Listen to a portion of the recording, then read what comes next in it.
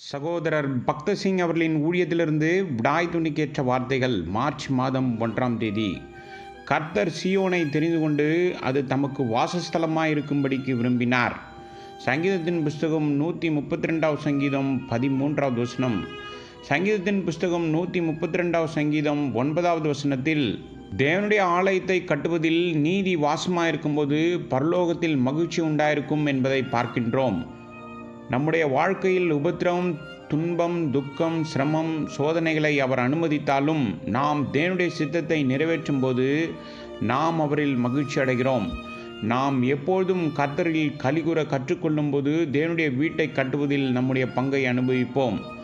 வசனம் 13இல் எபூசியர்களை துரத்தி அடித்து எல்லா கோத்திரங்களுக்கும் தாவீது ராஜாவாக சியோனில் ஆட்சி செய்வதை பார்க்கின்றோம். சங்கீதத்தின் புஸ்தகம் 48 சங்கீதம் 2வது வசனத்தில் சியோன் மகா ராஜாவின் நகரம் என்றும், மேலும் வசனம் 1இல் நம்முடைய தேவனுடைய நகரம் என்றும் அவருடைய பரிசுத்த பர்வதம் என்றும் அழைக்கப்படுகிறது. வசனம் 8இல் இந்த பெயர்களை பயன்படுத்தி தாவீதுக்கு தேவனுடைய ஆலயத்தை பற்றிய தெளிவான வெளிப்பாடுகள் கொடுக்கப்பட்டது. ஏனெனில் தேவன் தாமே கட்டி உண்டாக்கின அஸ்திபாரங்கள் உள்ள நகரத்திற்கு அவன் காத்திருந்தான். எபிரேயருக்கு நிருபம் 11வது அதிகாரம் 10வது வசனம். அவனுக்கு ஒரு தரிசனம் இருந்தது. அதனால்தான் அவனால் தன்னுடைய குடும்பம், உற்றார், உறவினர்கள், சொத்து, உடைமைகளை விட்டுவிட்டு தேவனை பின்பற்றி தன் வாழ்நாள் முழுவதும் கூடாரங்களில் வாழ முடிந்தது. நம்முடைய இருதயங்களில் கர்த்தராய் இயேசு கிறிஸ்து அரசாட்சி செய்யும்போது எபூசியருக்கு எந்த இடத்திலும் எந்தவிதமான உதவியும் செய்யாமல் நம்மால் இருக்க முடியும்.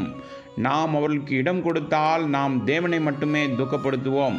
சங்கீதத்தின் புஸ்தகம் 132 சங்கீதம் 14வது வசனத்தில் தாவீது இப்பூமிக்குரிய கட்டிடத்தை பற்றி நினைக்கவில்லை.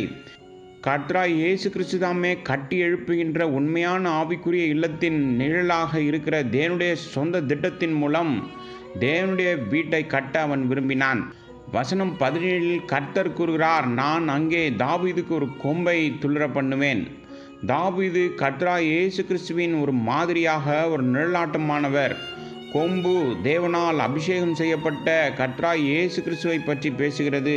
இவ்வாறு தாவீது தனது சொந்த வீட்டில் கர்த்தராய் இயேசு கிறிஸ்துவை குறித்த ஒரு பெரிய வெளிப்பாடை பார்க்க ஆரம்பித்தான். நாம் தேவனுடைய வீட்டிற்கு வரும்போது அவருக்கான நமது பசி பூரணமாக திருப்தி அடைகிறது. வசனம் 15, 16.